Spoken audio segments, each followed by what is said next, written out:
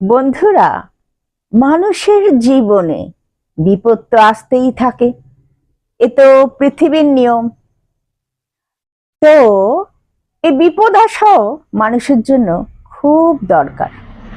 মানুষ ঠোকর না খেলে যেমন চলতে শেখে না সোজাভাবে, ভালোভাবে দেখে শুনে, ঠিক সেই রকম বিপদ না এলে ভালো মন্দ বুঝতে পারে না।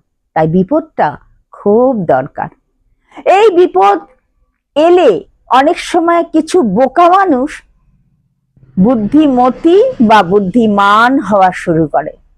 বিপদ এলেই মানুষ চিনতে শেখে, এটা প্রথম কথা, এবং ঘুরে দাঁড়াতে শেখে।